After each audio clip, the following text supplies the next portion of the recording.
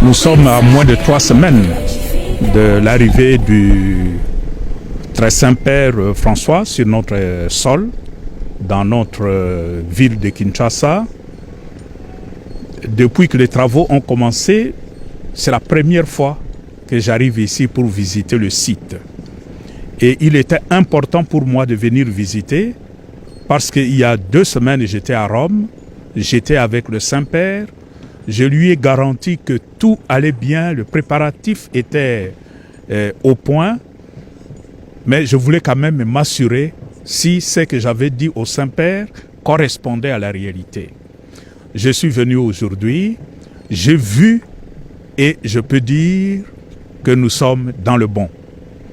Avec l'équipe qui est là, l'équipe qui est hyper motivée et qui nous rassure que d'ici le 25, tout sera terminé.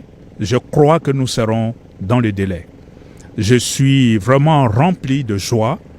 C'est un sentiment de satisfaction après cette visite. Et j'entrevois déjà comment la cérémonie va se passer ce jour-là. Je suis vraiment heureux. Ce que nous attendons des fidèles, c'est de disponibiliser leur cœur à entendre le message que le pasteur universel viendra nous délivrer. C'est d'abord l'accueil dans le cœur. Mais cet accueil va ensemble avec une préparation physique, matérielle.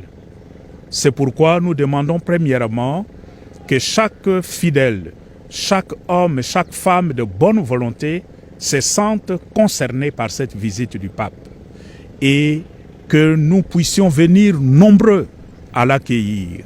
Chacun doit sentir que le pape vient visiter non seulement un pays qui s'appelle le Congo, mais il vient le visiter, il vient la visiter. Nous devons nous sentir concernés. Le pape vient chez moi, je dois être là. Ce serait vraiment malheureux que le pape arrive et que beaucoup de nos frères et sœurs ne se sentent pas concernés, ils vaquent à leur occupation comme si le pape n'était pas là. C'est d'abord la première chose, c'est la présence physique à cette cérémonie.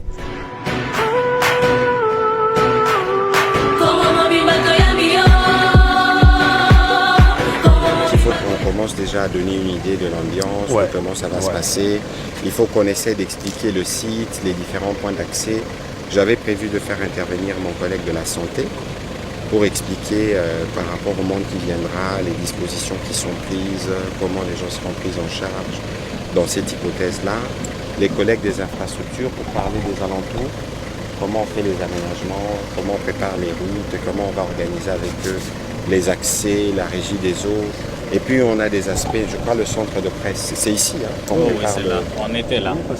Le centre de presse. D'ailleurs, il y a mes équipes qui vont arriver pour voir comment on va faire un peu le branding ici. Donc on a préparé de caravanes motorisées avec des camions. Je ne sais pas si vous avez déjà vu ça.